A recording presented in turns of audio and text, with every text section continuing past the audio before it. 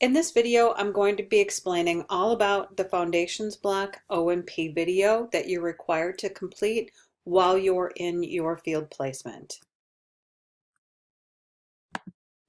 Some of you may be wondering why we're doing a video during O&P. Well, basically because this aligns to the skills that you're going to need as you move forward. So this is preparation for your future activities during methods and student teaching. Creating videos of your instruction to document your practice, how you teach, what you teach, all of that. And for critique is becoming a staple of educational professional development. And in many places, this is becoming a part of teacher evaluation.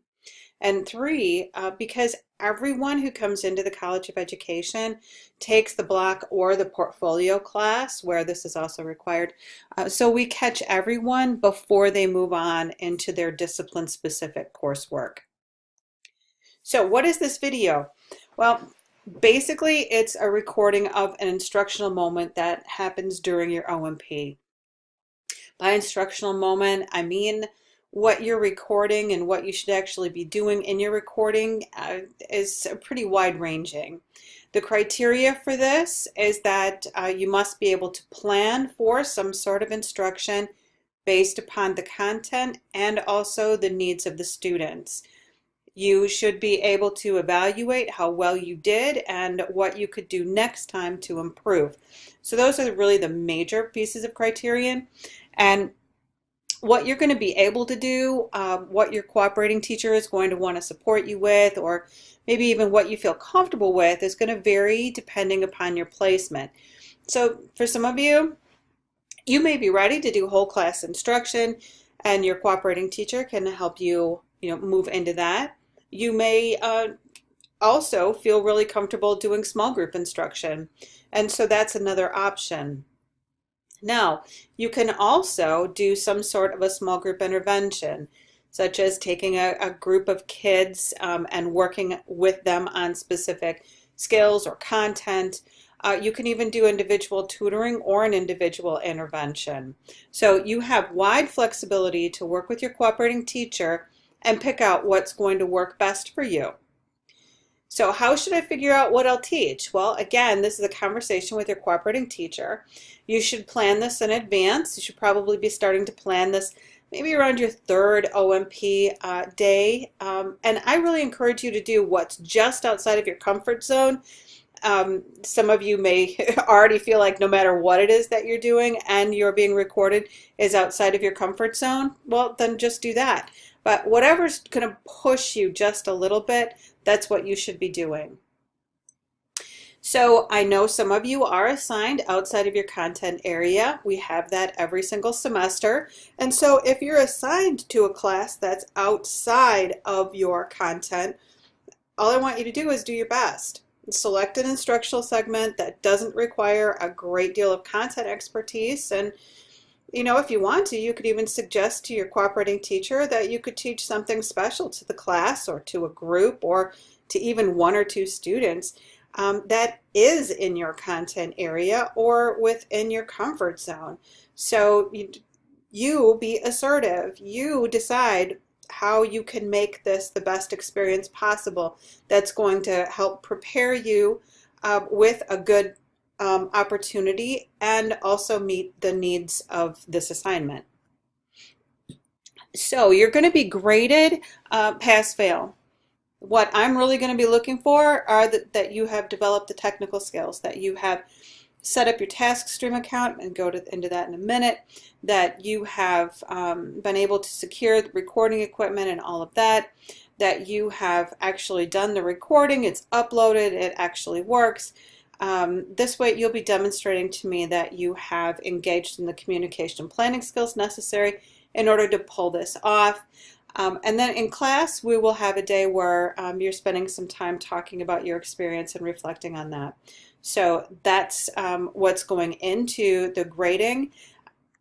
And some students are really concerned about how long the video is going to have to be. You should record an instructional segment of about 15 minutes in length. That's about, it's an average, it's a, estimation. A little bit more, a little bit less, totally fine. You'll review that recording and select what you believe to be your most effective 3 minutes of teaching, and then you'll upload that clip to TaskStream Watermark. Now, here's where I go into TaskStream. TaskStream is a video sharing or file sharing platform. It's owned by Watermark. You'll have link to this information and how to register for your account and all of that. That will be in this module, not in the video, but it will be provided for you in text on Canvas. TaskStream, in a nutshell, is a secure video sharing or file sharing platform, and this is what we use in the college to share instructional videos with our students, between our students, between student and faculty, so on and so forth. It's a secure platform. UW System Legal has approved the site. No other video sharing is permitted in any way, shape, or form. So a lot of times my students wonder why they can't just use Google Drive or some other sort of video sharing. Videos of minors require high levels of security and privacy. Google Drive is not secure enough. Videos involving minors require parental or guardian approval, and you'll be provided with those permission slips as well. UW System Legal reviewed all of the confidentiality requirements for video sharing and determined that this is a safe route for sharing videos of minors. And basically, to just bottom line it, when System Legal says something, we always comply. Consequences for not following their instructions may include personal liability, and I don't know about you, but I don't want to lose my house. So I do what they tell me to do and try to do it to the absolute letter of the law. So what should I use to record my video? Well, you're going to be having a how-to session with John Spike, who's our Director of Technology for the College of Education and Professional Studies. This will be in the Wittrick lab. This is the lab that's downstairs in the basement, first floor of Winther Hall, closest to the doors, to the exit doors. There you'll learn about the resources available for you on campus for checking out a camera and microphones and all of that sort of thing. But a quick preview is that Anderson Library does have resources for you. Identify yourself as a COAPS student doing your O&P video. We have cameras reserved there. Also, this is a good time for you to be planning with the others who are going to be at your schools. So you guys, if you need to check out a camera, you guys could just all do your videos in one day and then, you're done. So then the other thing that you need to know about for this specific one in O&P, your cell phone is okay.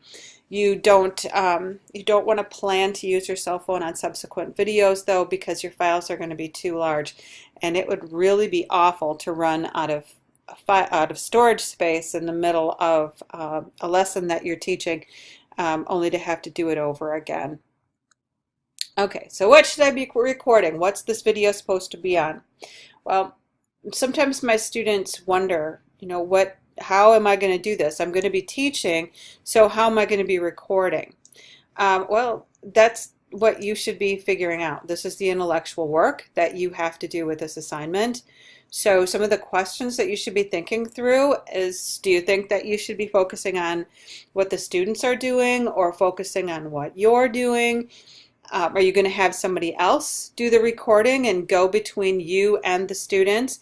Now, I caution you if you're going to do that, because if you have somebody else who is choosing where the camera is pointing, they're making the decisions on what's being caught within the lens of the camera. So I want you to really be thinking about, how can you set up a camera? How can the lens of the camera help highlight your awesomeness in the classroom? And you really need to be thinking about how you're going to capture that. So once you've got your video done, what editing can you do? Pretty much zero. So you should grab the clip, or grab the entire footage, take a look at that, review the whole thing, find a 3-minute segment that captures your awesomeness, and then upload that to TaskStream. Beyond that, no editing is allowed. It's a rule established by the people who have put this whole test together, the EdTPA, Pearson. No titles, no transitions, no pasting, 2 clips together, no using multiple cameras and pasting them together, no text overs, no voiceovers, none of that. The 2 exceptions with video or with editing are if your audio is too loud or too quiet, John Spike can help you with that. Also, if a student accidentally appears in the frame of the lens of the camera and doesn't have parental authority to be included, this student must be blurred. You need to go see John Spike in the Wittrick lab again and have him help you with that. Otherwise, no edits. So sometimes there are some additional questions, and let me run through these pretty quickly. First of all, some of you are assigned, there's 2 or more, maybe assigned with 1 cooperating teacher, and you may be wondering if you can team teach. Well, no, but kinda. Okay, so you cannot team teach, but you can each teach a specific section of a lesson, just as long as you're not teaching at the same time. You can record, help each other with the recording, but again, the 2 of you may not appear in the lens of the camera together at the same time. Then sometimes my students wonder what happens if I go through and I've found a clip and it takes, like 4 minutes in order to capture my awesomeness, or maybe you can do it in 2.35 minutes. Well, that's totally fine. I don't care about those little minute details. Approximately 3 minutes is all I'm really asking for. Then, where can you find help if you need some additional assistance with with saving your file, clipping your file, uploading it, so on and so forth? Again, Wittrick Lab. All of your technical questions need to go to the Wittrick Lab. I do not help you with figuring out how to deal with your TaskStream account or how to do your video or how to clip or how to upload, none of it. You need to go to the Wittrick Lab and establish a relationship with the people there, because that's who's going to support you moving forward. And I haven't had this happen, but I do have students worry about this. What if I totally mess up and end up with nothing recorded? Well, this is why I'm telling you to plan ahead and make sure you've got your video done before the last 2 days so you can always go back and redo it. You need to remember that the video is required to pass both the class and the portfolio. So just make sure you have a video that plays. And finally, what is the EdTPA and why am I doing this? So the EdTPA is an assessment that's required for all teacher candidates in order to receive a license. So the COEPS website has a ton of information on this assessment. You're going to be doing 1 trial of it before you go into student teaching, and then you'll be doing this officially during your student teaching. The faculty here are all very well up to speed on what this is. We have a very high pass rate. I mean, a very high pass rate. So trust your faculty, and these are your content area faculty. They're going to tell you how to do this for your specific content area. Do what they tell you to do, and you're going to do really, really well.